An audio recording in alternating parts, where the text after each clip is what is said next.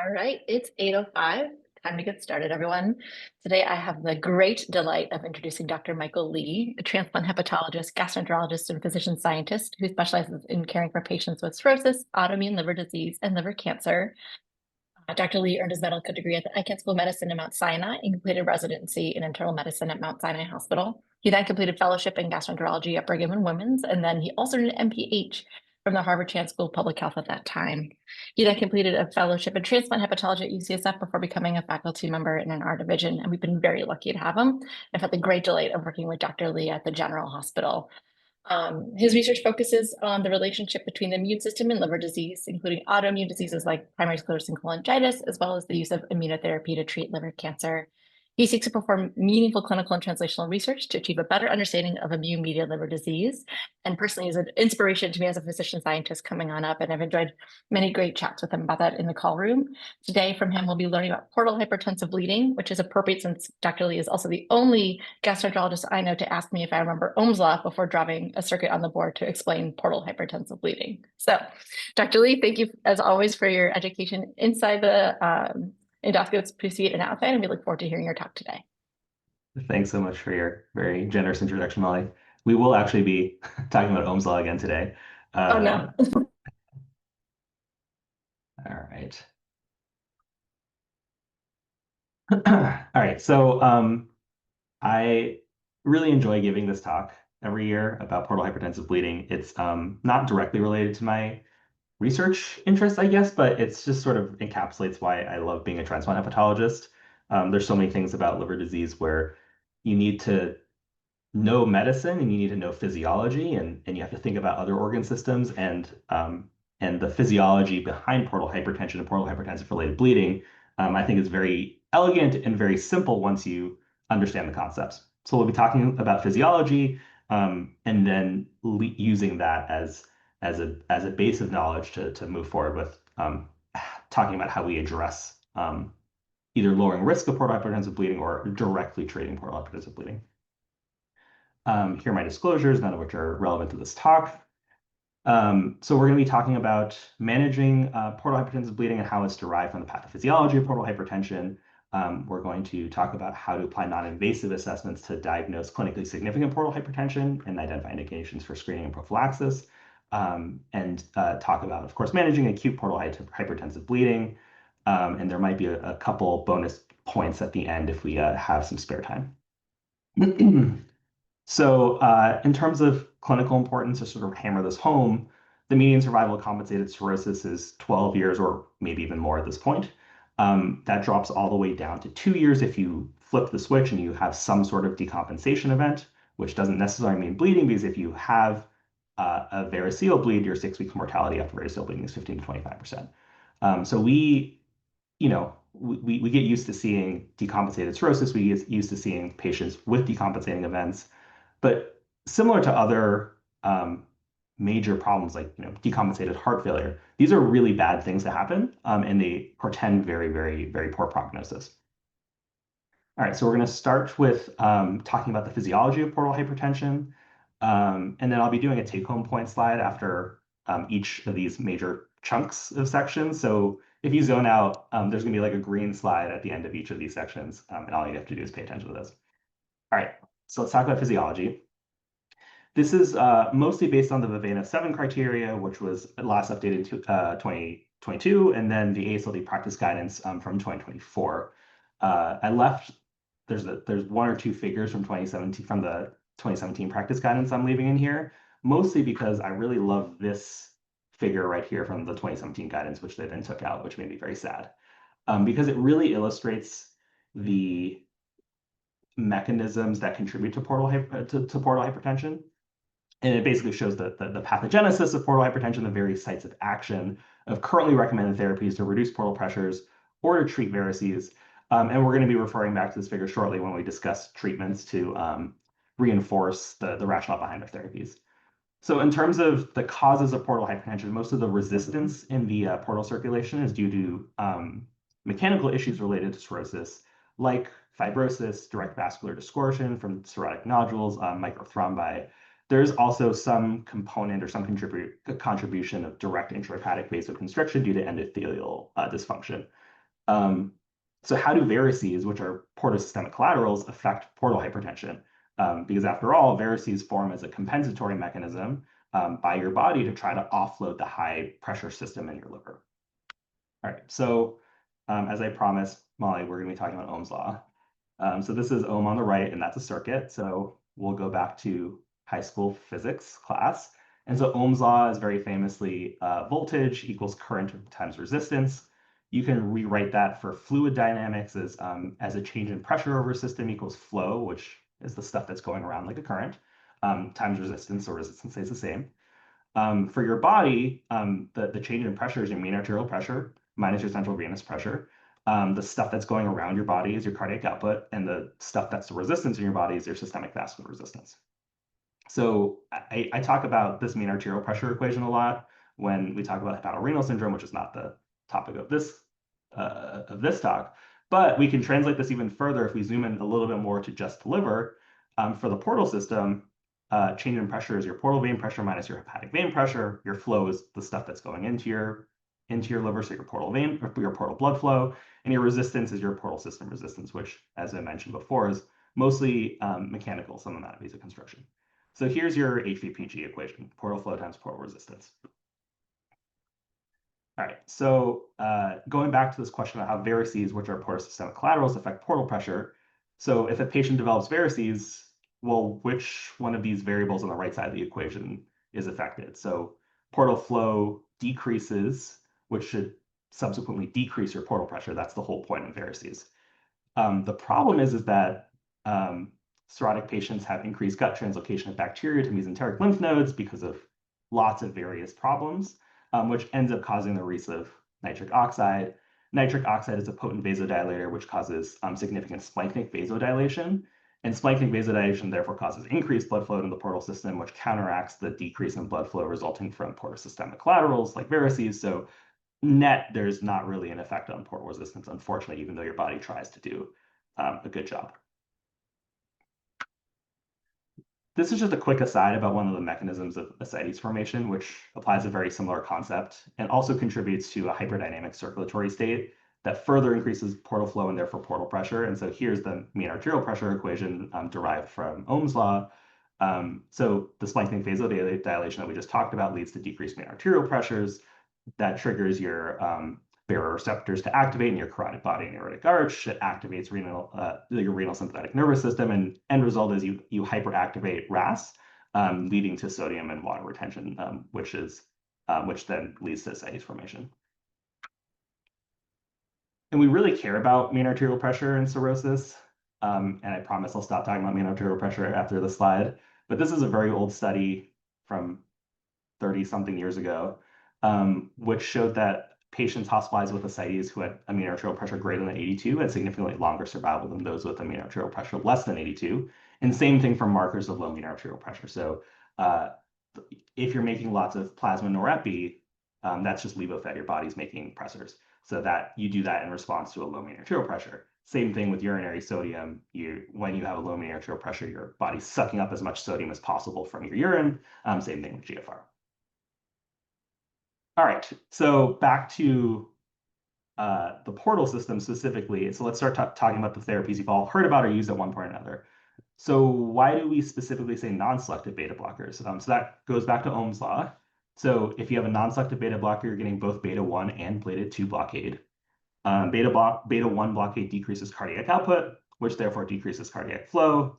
Beta 2 blockade causes splanchnic vasoconstriction, which also decreases portal flow. So you're getting sort of two separate mechanisms of action acting on this right side of the equation, which therefore leads to a decreased HVPG. We love carvedilol, and we'll talk more about that in a second. But carvedilol is a special non-selective beta blocker that also has alpha-1 antagonism. And so alpha-1 blockade causes an intrahepatic vasodilation, which is an additional mechanism by which it affects portal pressure by reducing portal resistance.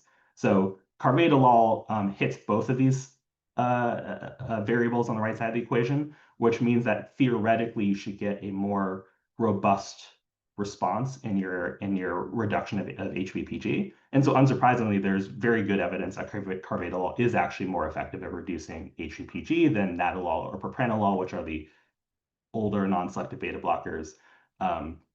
Though because the alpha-1 blockade also causes some systemic vasodilation, it does decrease MAP more than nadolol or propranolol, which may cause some issues in terms of its use in our patients with cirrhosis. All right, so in terms of other medications that we use, so vasopressin, somatostatin, and also somatostatin analogs like octreotide, all cause splanchnic vasodilation. So right here, which leads to decreased portal flow and therefore decreased portal pressures. So again, you're affecting this variable on the right side of the equation. And then in terms of procedures directed against varices, so banding or variceal ligation is a local therapy. We just put on rubber bands on top of the varices until they're obliterated. Cyanoacrylate injection, EOS-guided coil injection, BRTOs. These are all local therapies that block or obliterate gastric varices, and none of these therapies affect portal pressure. So they're sort of acting locally directly at the site of the varices. They're not actually affecting the underlying mechanism, which means that since these therapies do not improve portal hypertension, patients still require indefinite endoscopic monitoring, with the exception of TIPS, which actually does impact your portal pressures, and so we'll talk about that in a little bit. All right, so green slide. So here's a take-home point slide. So portal hypertension is both a resistance and a flow problem. Non-selective beta blockers act in two different ways to reduce flow, and then carvedilol also reduces resistance. So carvedilol is a little bit more effective at reducing portal pressures, but at the cost of also reducing systemic vascular resistance, which could potentially be a problem if somebody already has a low baseline mean arterial pressure. And then endoscopic therapies don't address underlying portal hypertension, which then affects what we do in the long term in terms of surveillance. All right. So if nobody has questions about that section, I'll move on to the next section, which is screening and primary prophylaxis, and with a focus on when to start and also stop beta blockers, because I think that's been the biggest change in our practice, I think, over the last 3 or 4 years. All right, so here's HVPG equation. Again, portal flow times portal resistance. A normal HVPG is in the 3 to 5 millimeters of mercury range. And so the way to invasively measure portal pressures is with transjugular portal pressure measurements. Here you see one being done with the balloon being inflated, and that's how we normally measure an HVPG physiologically. Intra-abdominal pressure, or in some cases post-sinusole pressure, is corrected for by subtracting the free hepatic vein pressure from the wedged hepatic vein pressure, aka sinusole pressure. All right, so indications for variceal screening are currently based on the presence or absence of this concept of clinically significant portal hypertension. This is the algorithm from the Baveno 7 criteria from 2022. And we're going to go through the individual components of this in more detail, but essentially patients without clinically significant portal hypertension can avoid variceal screening, which is nice because then we can avoid unnecessary invasive procedures for patients. But that also means that we need to talk about the non-invasive methods of identifying clinically significant portal hypertension in the absence of routine HVPG measurements, which are invasive and not, routinely feasible. All right, so FibroScan or transient elastography, FDA approved now for 11 years for staging liver fibrosis.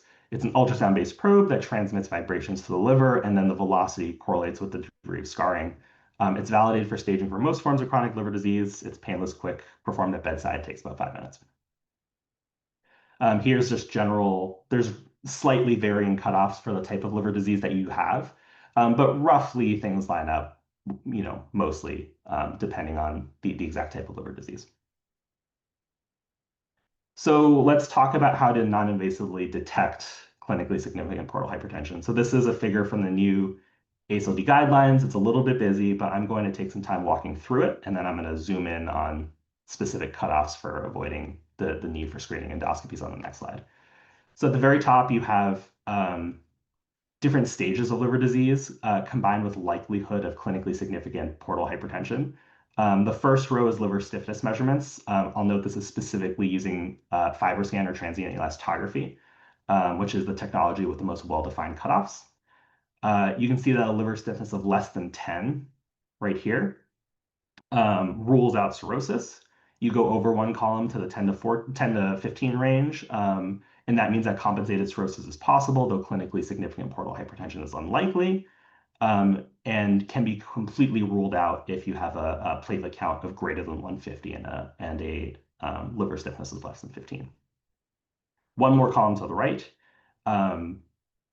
With a liver stiffness between 15 and 20. And these are patients with definite cirrhosis, and they are also likely to have clinically significant portal hypertension. But if the liver stiffness is less than 20 and the platelet count is greater than 150, that rules out VNT stands for varices needing treatment in this graph. So these are the patients who can avoid screening endoscopies.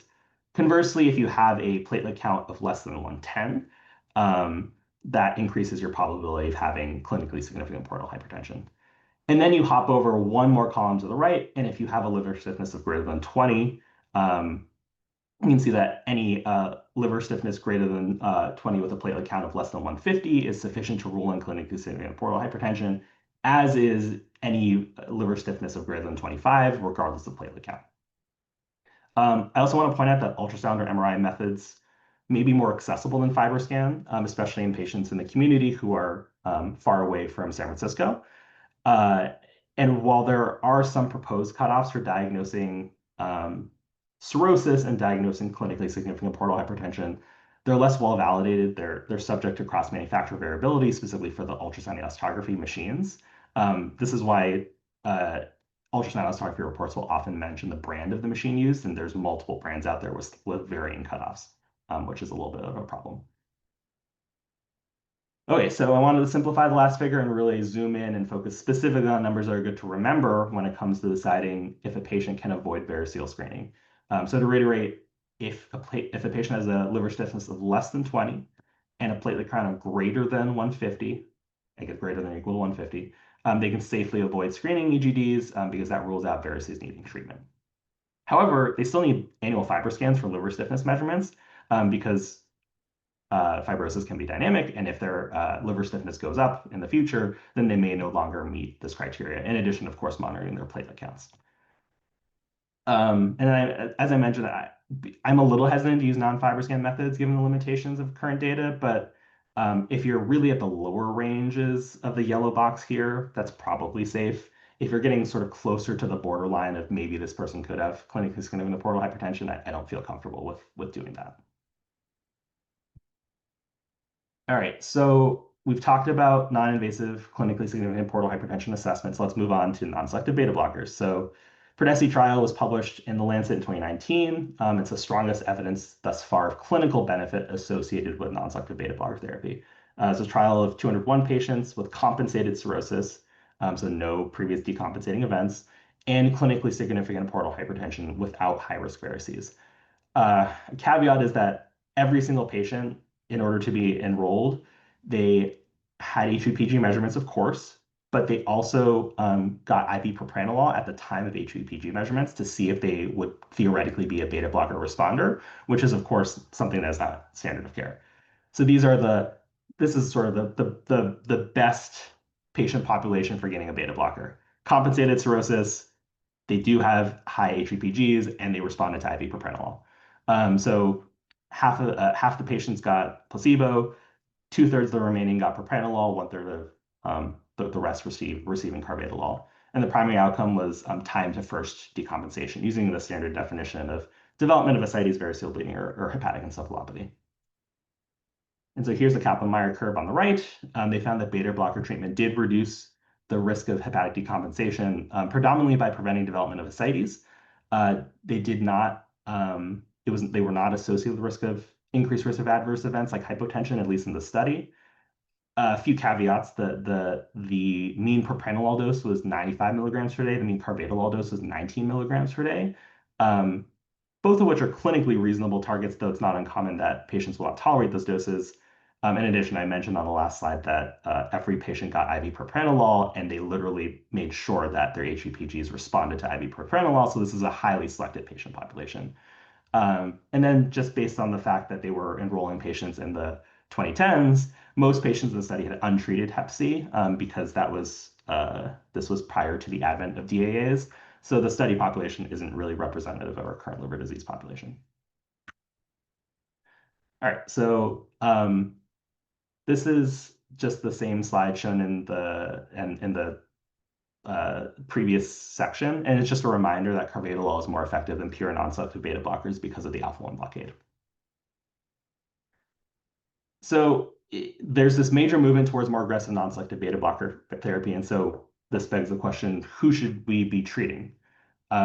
So for patients with compensated cirrhosis and no clinically significant portal hypertension, non-selective beta blockers are not recommended, as there's no evidence that in these patients treatment reduces risk of decompensation.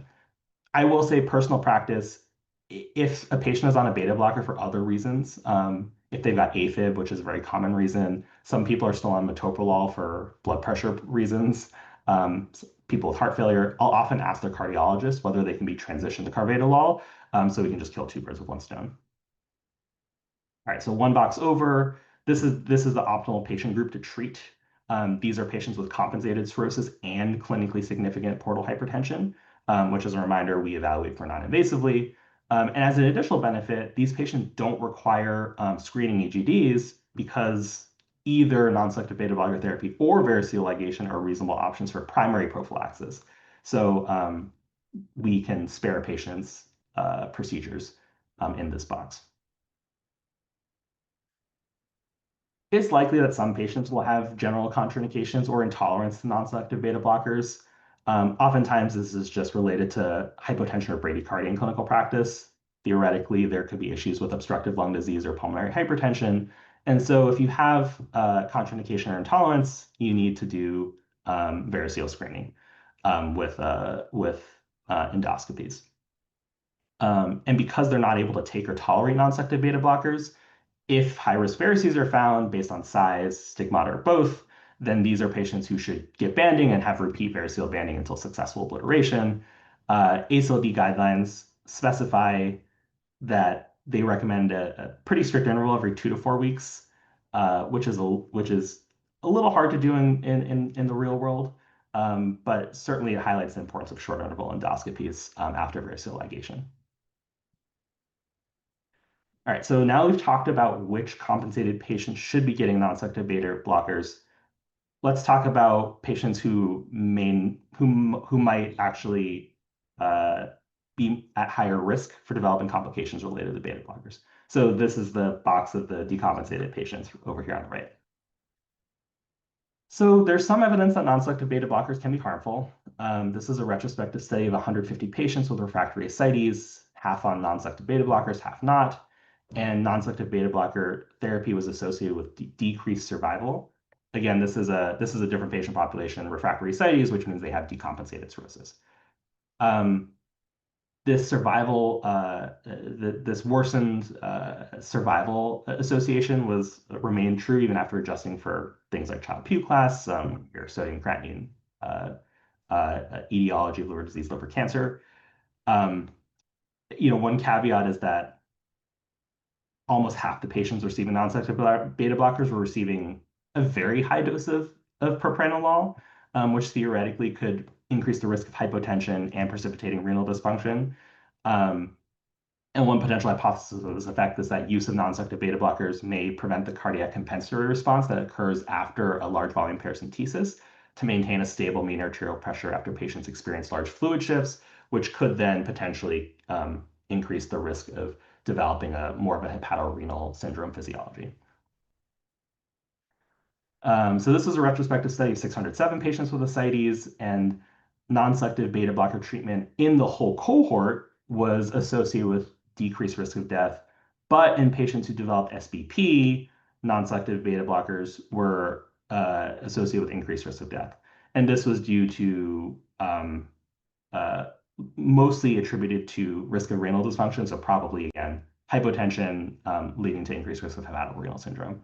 So this suggests there might be a sort of a window period during which non-selective beta blockers are beneficial, even in patients with ascites,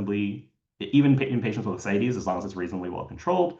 but that switch flips when further decompensation occurs, such as development of SBP or development of refractory ascites. Since then, there's been multiple studies published in slightly varying populations that have challenged this concept of non-selective beta blockers potentially being harmful in sicker patients. So Sinha et al. On the left looked at a cohort of patients with ascites. They included ascites of all severities and not just refractory ascites, and they saw a survival benefit.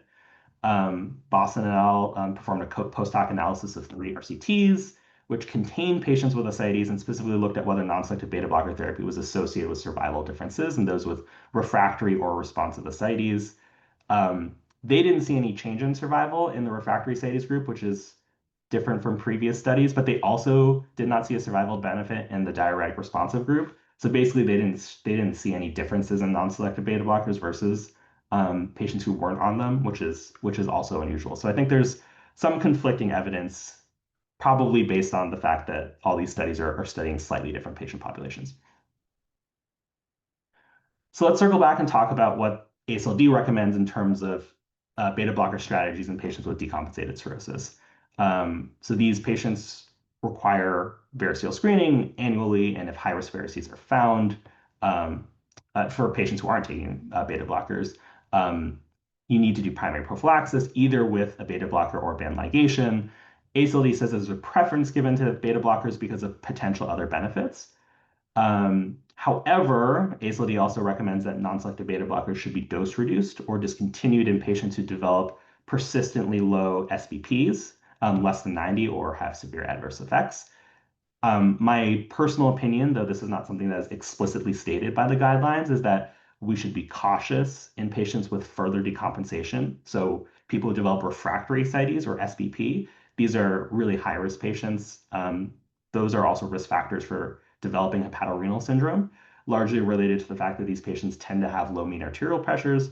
So I personally view those conditions as surrogate markers for those with low blood pressures and who are specifically at risk of developing renal dysfunction.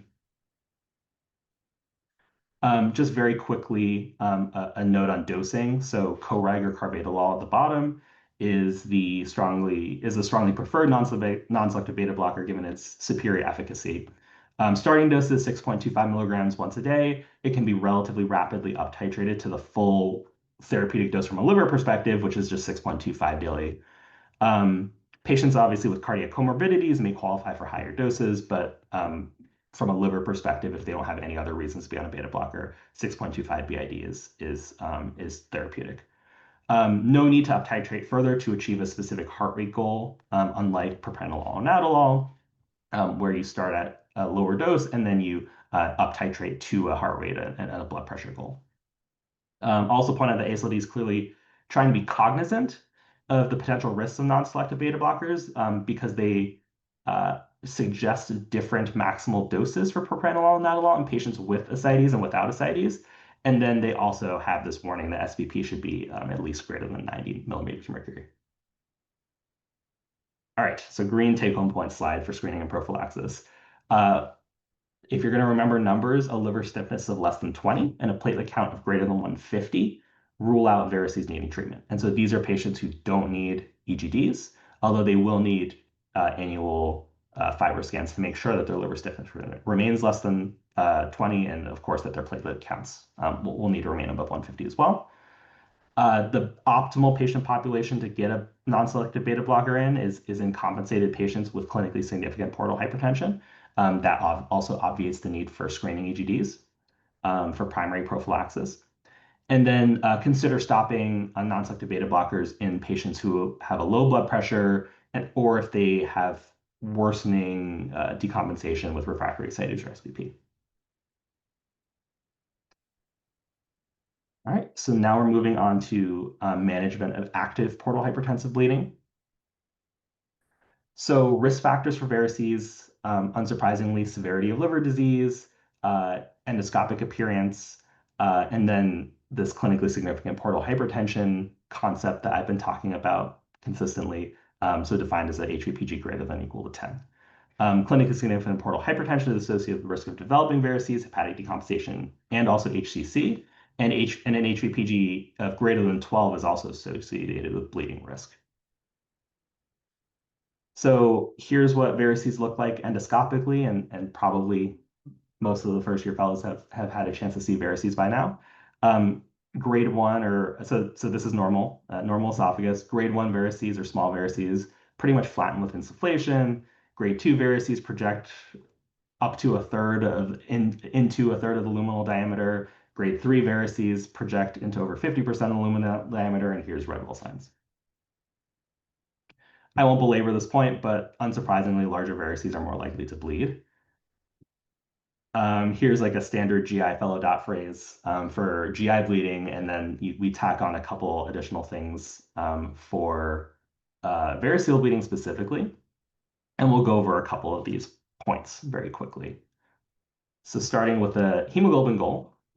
So this clinical trial from the New England Journal of Medicine 2013, which we always cite about transfusion goals in upper GI bleed, actually which showed that a restrictive strategy to a goal hemoglobin of 7 was superior to a liberal strategy of a goal of 9. The restrictive strategy, which was found to be associated with improved survival, was actually driven mostly by the patients with cirrhosis and variceal bleeding.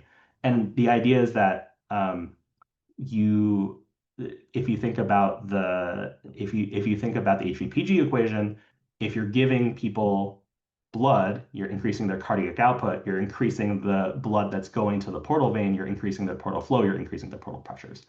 And so while yes, you need to be resuscitated to a safe level, over transfusion is actively bad because it increases portal pressures. All right, so vasoactive medications.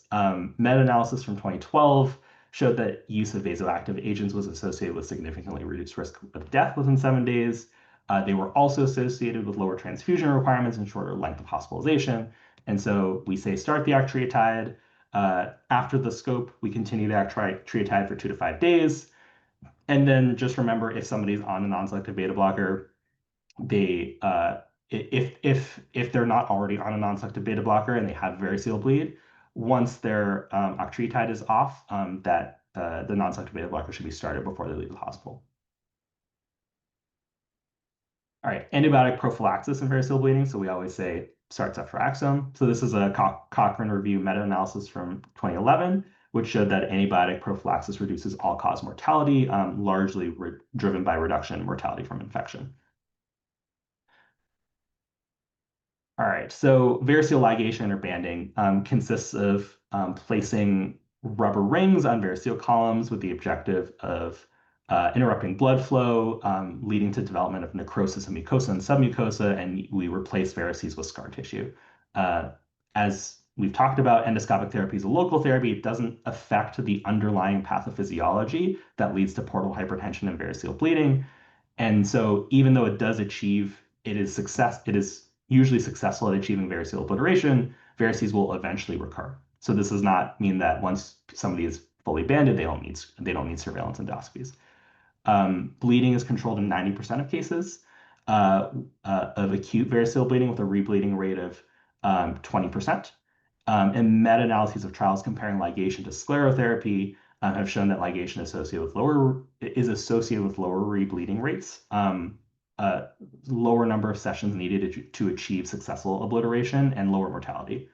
Complications are mainly related to development of esophageal ulceration and strictures.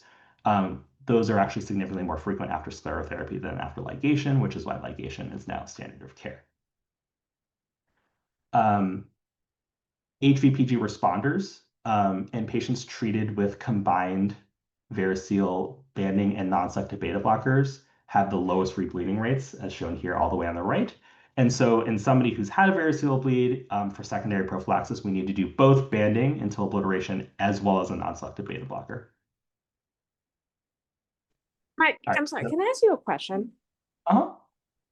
So for secondary prophylaxis, you use both prophylaxis, for example, with compensated patient who have a high risk varices on the endoscopy, and then you bring them back for frequent banding. Can you also put them on beta blocker, or So you mean for primary prophylaxis? So if you happen to scope somebody and they had large varices, but they don't have a history of variceal bleeding, is that what you're asking? Yeah, yeah, Yeah. So that would be primary prophylaxis, right? So yeah, I think in practice we tend to band when, like, if you're already in there. I will personally just band because I yeah. don't, if I'm not their hepatologist, I don't know if there are reasons why they can't tolerate a beta blocker, so I'll usually band. But my practice is if one of my patients gets banded and they weren't on a beta blocker before, obviously, because I wouldn't have sent them for an EGD, and there's no reasons why they can't be on one, then yes, you can just do carvedilol. You don't, or a non-selective beta blocker. You don't have to bring them in um, for repeat variceal banding if you start the beta blocker for primary prophylaxis. Yeah, that's what I meant. Okay, great. Yeah, Thank exactly. you. Mike, sorry, I just wanted to like clarify that point. So you don't bring them back for eradication if you just start a beta blocker. Correct. Yeah. So even if somebody got, let's say somebody on their index endoscopy, they had big varices, they got banded in somebody who's never had a variceal bleed. You can just keep on bringing them in for repeat banding, but if they're a beta blocker candidate and you start the beta blocker, then that's good enough. You don't have to bring them back. Awesome, thank you. This slide is specifically for people who have already bled, and so any bleeding you have to do both. That's sort of a hard rule. I had a follow-up question for this slide in particular for secondary prophy. If you've banded them and you've successfully confirmed obliteration of varices on subsequent EGD, and they're on the target dose of tolerating the target dose of CoReg, do you still bring them back for EGD surveillance? Or do you Yes. now consider them? Okay. Yes. So for secondary prophylaxis, once you finish the band ligation, and this is the whole point of endoscopic therapy doesn't actually address the underlying mechanism of portal hypertension. So what the guidelines say is once you've reached successful obliteration, you could do another EGD in 6 months. And if there's still no varices that need banding, then you space out to annual for patients with decompensated cirrhosis, because by definition, a bleeder has decompensated cirrhosis. So you're stuck on EGDs every year, even after successful variceal obliteration, in addition to the beta blocker. One more question, sorry. For No. post-banding also bleed with a adherent clot when you rescope them, what's your recommendation on what to do with that one? So ulcer bleeds are tough because those are not necessarily those are not bandable per se, and you may be limited in your endoscopic therapies. You can always try the standard approaches for any ulcer bleed, but I would also say that somebody might just need the luxury of a little bit more time, and so hemospraying in that case might be effective, and you just give them a PPI and give them a little bit of time for their ulcer to heal more.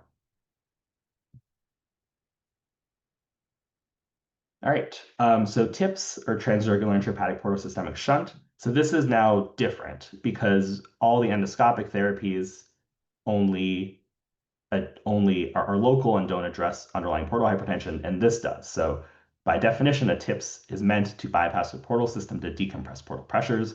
It can be used as salvage therapy for refractory bleeding, or in patients who rebleed. It can also be used for ectopic variceal bleeding. So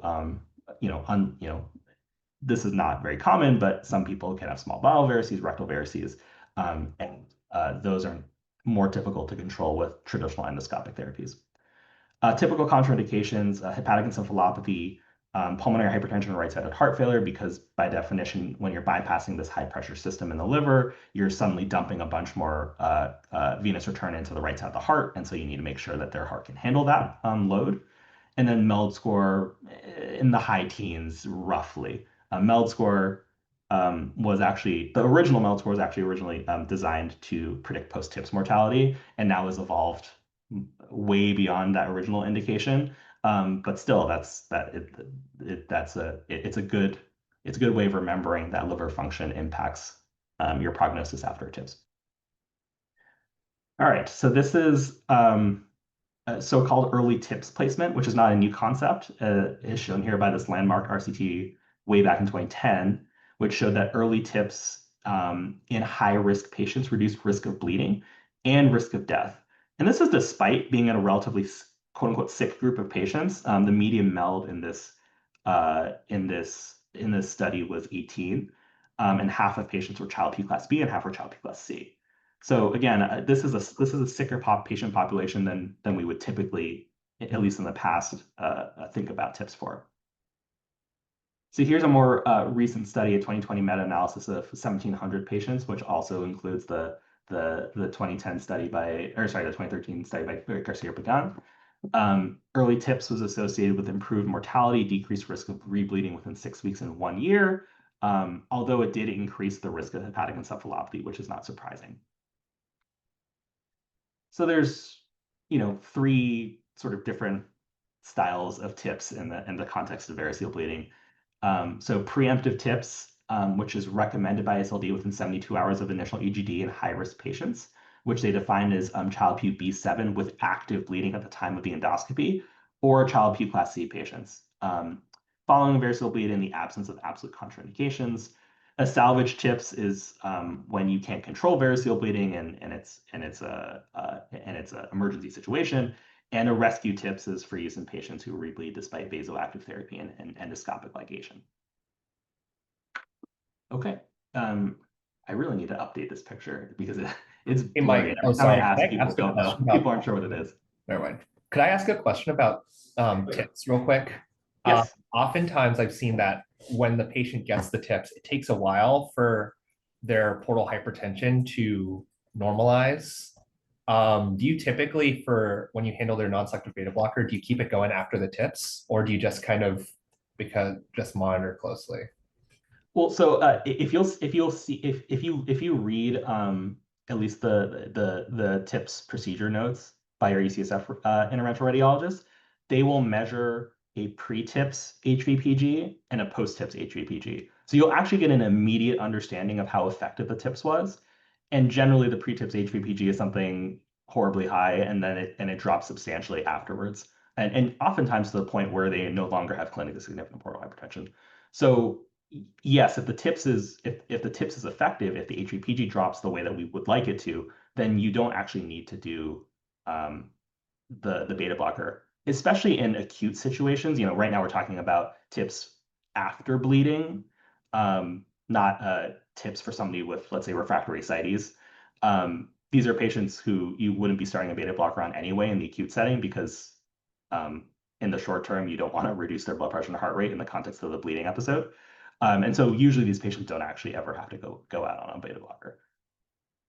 Thanks. Mm-hmm. All right, so this is blurry picture. So here's a varix that's bleeding, and here's the scope. So now we're retroflex, which means we're in the stomach. All right, so gastric varices. So there's a classification system for gastric varices on the right. GOV1s, which are the most common, are thankfully the most common because we just treat them the same as esophageal varices. They're varices that extend from the esophagus down along the lesser curvature. And we just treat them like esophageal varices in terms of prophylaxis, in terms of management. If they're bleeding, we just put bands on. So simple.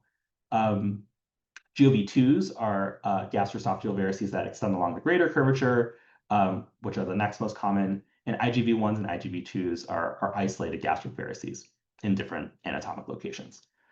Per our guidelines, TIPS is the treatment of choice for bleeding from V2s or IGV1s, because these are varices that can't be treated the same as GOV1s, which we think of as just normal esophageal varices. And glue injection can also be considered. Balloon-included retrograde transvenous obliteration or BIRDO. These can be performed for funding varices with gastrorenal here, or gastrospinal renal shunts.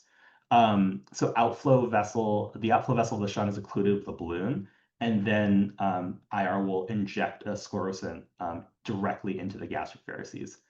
This does increase portal flow.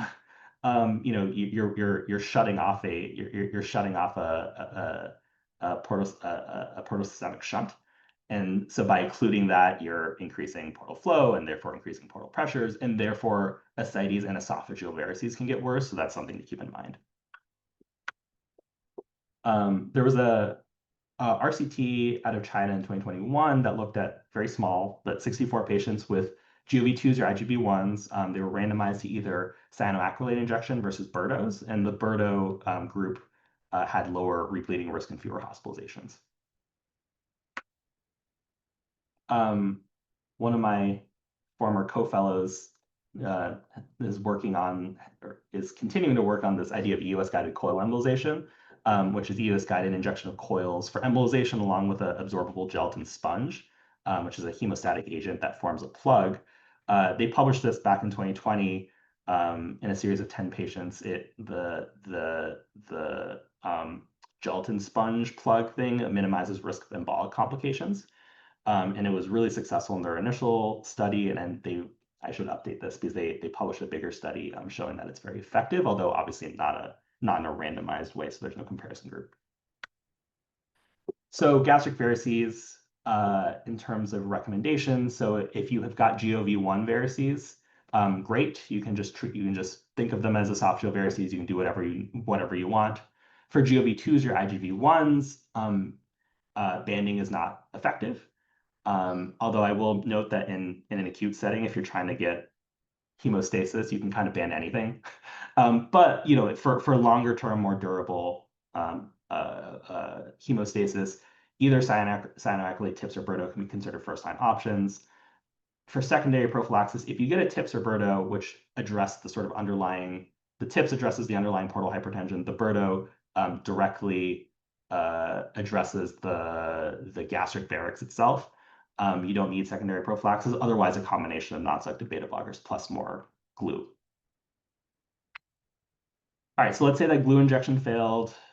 We're calling IR for an emergent TIPS. What can we do acutely as a temporizing measure? So we can do tamponade. So either a Minnesota tube or a Blakemore tube. They're functioning the same, just depending on one of them has an esophageal suction port and one of them doesn't. It provides sort of physical tamponade as a bridge to definitive therapy, TIPS, Birdo coiling. The utility for gastric varices is limited to GOVs because, as you can see, there's two balloons. There's a gastric balloon, there's an esophageal balloon. You always blow up the gastric balloon first. You often don't need the esophageal balloon, but sort of by definition, anatomically, this gastric balloon is going to sit right here, and so GOVs are going to be fine. If you have an IgV1 or IgV2, the balloon's not going to be doing anything for those. Portal hypertensive gastropathy and gastric antral vascular ectasia. One of them is directly portal hypertension related. It's in the name. I wanted to talk about GAVE because it's also a cause of bleeding in patients with cirrhosis, but is actually not directly associated with portal hypertension, so that affects the way we treat it. So portal hypertensive gastropathy, by definition, is associated with portal hypertension. You get the snakeskin looking mucosa, which is very common when you split patients with cirrhosis. And first-line treatment is a non-selective beta blocker. So again, because it's portal hypertension related, you try to address the underlying portal hypertension. Gastric antral vascular ectasia, the pathophysiology is not directly associated with portal hypertension and is actually present in patients who don't have portal hypertension. And so therefore, beta blockers, TIPS, the things that we do for portal hypertension aren't actually effective in GAVE, unfortunately, which is also tricky because in patients with refractory GAVE bleeding, it is hard to offer them definitive therapy. First-line therapy is thermocoagulation or argon plasma coagulation, which is standard treatment. There's emerging evidence that RFA may be more effective. There was a meta-analysis a few years ago that showed that RFA required fewer treatment sessions despite 47% of RFA patients being refractory to, this should say prior APC treatment. So this is the RFA patients were already a sicker, more complicated patient population because they'd already failed APC. All right, so take-home points slide for variceal bleeding. So IV antibiotic prophylaxis reduces mortality a little. Remember to start the non-selective beta blocker for secondary prophylaxis after octreotide is discontinued and they're hemodynamically stable. If they rebleed, obviously you are not giving them a beta blocker because you need to prioritize their hemodynamics. The next interval EDD for banding should be within 4 weeks and after a variceal bleed. A preemptive TIPS within 72 hours in selected high-risk patients reduces mortality. And then GLV1 gastric varices can be managed the same as normal esophageal varices, but other types require specialized interventions. Let me see. All right, we're running out of time, so I'm going Hey, to Mike, we skip have a to- question in the chat related to what you just talked about. So maybe Oh. I'll say from Gloria. And she says the idea is that maybe we're not sure what causes GAVE, maybe a connective tissue disorder? Question mark. I don't know. Molly, Molly, you're So probably better equipped to answer I've the actually been reading a lot pathophysiology of about GAVE. GAVE. Yeah, I'm writing like a little umbrella IRB on GAVE right now too. And Yeah. I think, Gloria, to your question, the thought right now is that it's more secondary to aberrant angiogenic and like VEGF type signaling that happens in the setting of cirrhosis. You can also see in like scleroderma and things like that. And so you're getting like more microvascular disruption and like as opposed to say purely portal pressure mediated, since as we know, fixing portal pressure doesn't fix GAVE. So I think it's more angiocrine than it is anything else. But it's a wide open area of research that we hope to dive into one day. And then, sorry if I missed it, but did we talk about banding for GAVE? We did not. Like I said before, you can kind of ban anything. Banding for GAVE is usually reserved for the nodular subtype, which is not uncommon. You can get these nodules in antrum along with the stripy watermelon stomach, and you can ban that. I don't know that there are any studies that have looked at the effectiveness of banding versus APC alone or versus banding versus RFA. But I think again, you can sort of ban anything. If you want to. No, thank you. Yeah. All right. So we're running out of time, so I'm going to skip over a little bit and then just go straight to a short bonus point for the first years for consults. Despite this not being my area of research interest, this may be my best contribution to our field, at least from an inpatient consult perspective. As a GI fellow, we did this study where I was a co-author where we looked at bleeding outcomes following TEE in patients with cirrhosis and esophageal varices. And basically we showed that there's no increased risk of variceal bleeding. So oftentimes cardiology will ask for a EGD prior to a TEE in patients with cirrhosis. This is the updated guidance statement from the 2024 ACLD guidelines, which cites our paper, which says routine upper endoscopy prior to TE in patients with cirrhosis is not recommended. So you can now officially quote our guidelines when you are called for a EGD before TE. Great. And I have some board style questions, but we are pretty much out of time, so I will stop there and pause and see if anyone has any other questions.